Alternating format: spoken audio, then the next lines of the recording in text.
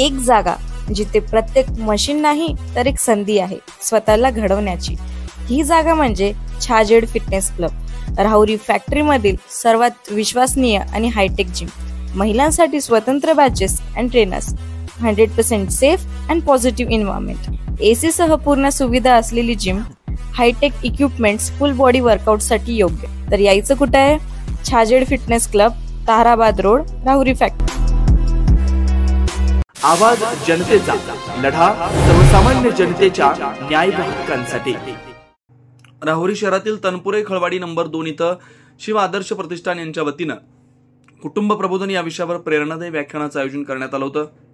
या कार्यक्रमाचे प्रमुख वक्ते कुटुंब प्रबोधन गतिविधी आर्थिक साक्षरता केंद्र ब्राह्मणी व निर्भया प्रतिष्ठानचे प्रसाद बानकर होते।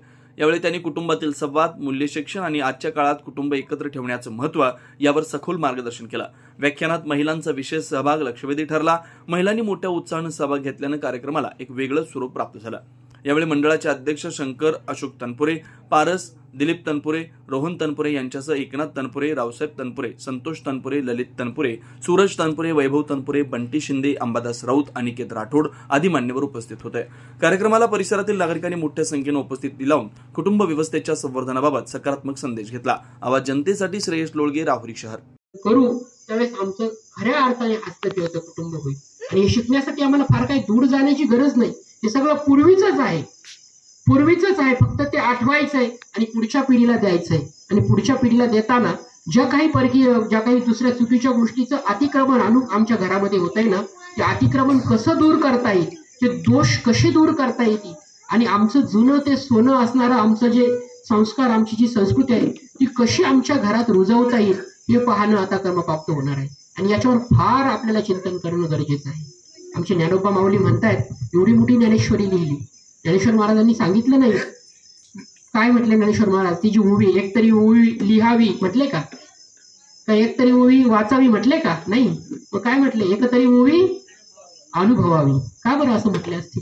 वाचावी म्हणायला पाहिजे होतं, लिहावी म्हणायला पाहिजे होतं, मग अनुभवावी का म्हटले? कारण जोपर्यंत आम्ही ते आमच्या जीवनामध्ये आणत नाही तोपर्यंत त्या ग्रंथाचा आणि त्या संदेशाचा काय उपयोग आहे? रामायण मालिका पाहिली, राम, सीता, लक्ष्मण सगळं माहिती आहे आम्हाला, भरताची गोष्ट माहिती आहे, रामाची गोष्ट माहिती आहे, सगळं माहिती आहे। लंकेत रावणाचा वध माहिती आहे, रावणाचं दहन आम्ही दर दसऱ्याला करतो, ते रावण रूपी विकृती जावतो, भल्ला मोठा रावण करतो, त्यात फटाकडे घालतो, ऑटोम बॉम्ब घालतो, सगळं करतो। परंतु मग रामायण आमच्या घरात का येत नाही? का भरतासारखा भाऊ आम्ही निर्माण करू शकत नाही? का रामासारखा आज्ञाधारक पुत्र आमच्या घरामध्ये येत नाही? का लक्ष्मणासारखा पाठीराखा भाऊ आज आमच्या कुटुंब व्यवस्थेत तयार होत नाही? का असं रामासारखा वचन पाळणारा पती मिळत नाही? का सीतेसारखा शांततेत राहणारी पत्नी मिळत नाही? ही रामायण आम्ही वाचतोय, आमच्या संस्कृतीत घडलंय, आमचे परमेश्वर ते आहे, मग आमच्या घरात रामायण का होत नाही? आमचं कुठेतरी चुकतंय ना, म्हणूनच आमच्या घरात रामायण होत नाही। म्हणजे जे करू नये, होऊ नये ते महाभारत आमच्या घरात होतंय।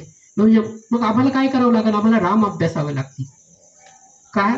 कारण जे करायचंय ते रामायणासारखं करायचंय, म्हणून आम्हाला राम अभ्यासावे लागतील, प्रभू रामचंद्राच्या जीवनचरित्राचा अभ्यास करावा लागेल।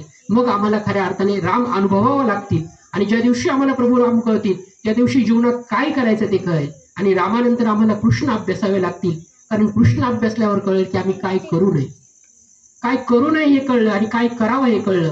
म्हणजे राम अभ्यासायचे आणि कृष्ण अभ्यासायचे, म्हणजे आमच्या जीवनामध्ये राम असले पाहिजे आणि आमच्या जीवनामध्ये कृष्ण असले पाहिजे। आणि ज्याच्या जीवनामध्ये राम कृष्ण आहेत त्याच्या जीवनामध्ये कधीच कमी पडणार नाही।